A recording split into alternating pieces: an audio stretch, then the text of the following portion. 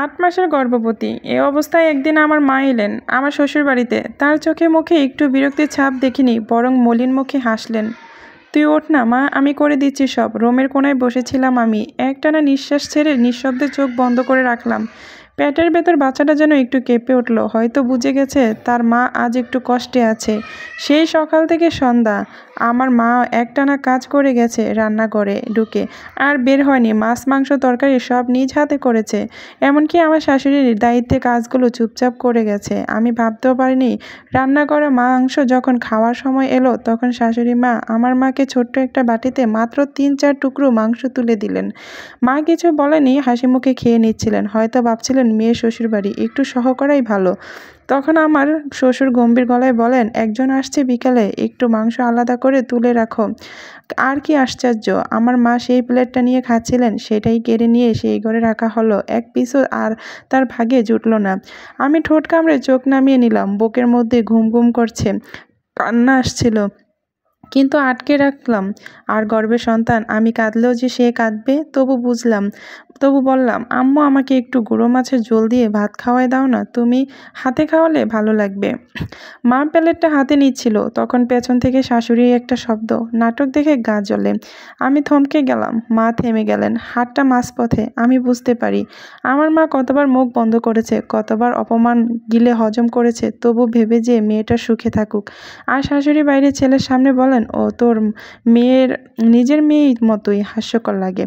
একজন মানুষ মেয়ের মতো দেখলে তার মাকে এভাবে অপমান করে কিভাবে? রাতের অন্ধকারে আমি আর মা এক বিছানায় চুপচাপ শুয়ে থাকি। মা আমার পেটের উপর হাত রাখে, আমি তার গায়ে রাখি। এখন ফিসফিস করে বলে, একদিন ছোট ছোট কষ্টগুলো তোর মেয়েটা বুঝবে মা, তখন ওকে শক্ত করে ধরে রাখিস। আমার গা দিয়ে জল গড়িয়ে পড়ে। রাত গভীর। ঘরের বাতি নিভে গেছে অনেক আগে, কিন্তু আমার চোখে আজ ঘুম নেই। মায়ের কোমরে হাত রেখে চুপচাপ শুয়ে আছি। বুকের মধ্যে যেন কিছু একটা গুমড়ে গুমড়ে কাঁদছে। আমার পেটের ওপর মায়ের নরম হাত রাখা, এই হাতটাই আজ সারাদিন কতটা অপমান পেয়েছে। অথচ মা সেই চিরচেনা সুরেই ফিসফিস করে বলেছিলেন, একদিন তোর মেয়েটাও বুঝবে এই কষ্ট মা। আমার ভিতরটা ছিন্ন ছিন্ন হয়ে যাচ্ছিল। মায়ের বাত কেড়ে নেয় কি কেউ তাকে নিজের বলে? আর গর্ভবতী মেয়েকে নাটকবাজ বলে, সে কি আদৌ মানুষ? তখন তখন গভীর ঘুমে ভুলে চলে গিয়েছিলাম, কিন্তু আমি তো শুধু তাকিয়েছিলাম ছাদের দিকে, যেন সেখানেই লেখা আছে হাজারটা প্রশ্নের উত্তর। ভোর হতেই দেরি নেই। সকালবেলা আমি চোখ মেললেই মা উঠে পড়েছে দেখি। আবার সেই রান্নাঘরে ঝাড়ু হাতে উঠোন সাফ করছে। পায়ের গোড়ালি একটু শক্ত, নিশ্চয়ই কাল বাঁকা লেগে গেছে।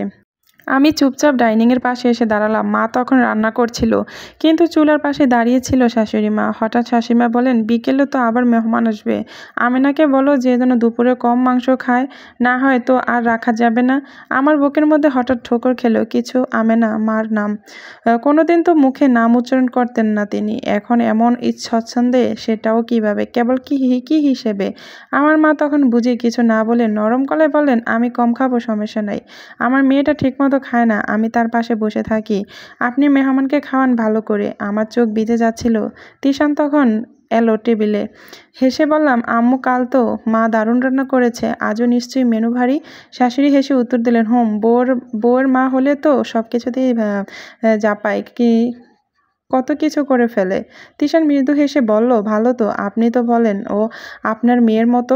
শাশুড়ি মাথা জাকালেন, হ্যাঁ, এখনকার মেয়েরা কষ্ট বোঝে না, আমি শিখিয়েছি ওকে সংসারের কিভাবে করতে হয়। তিশান তখন আমার মুখের দিকে তাকিয়ে মায়া কণ্ঠে বলল, তুমি এখন বেশি কিছু করো না, তুমি মা হতে যাচ্ছ, একটু বিশ্রাম নাও। আম্মু আছে, মাও আছে, সবাই তোমার পাশে আছে, তুমি কোনো চিন্তা করো না, সবসময় নিজেকে ইজি রাখার চেষ্টা করো।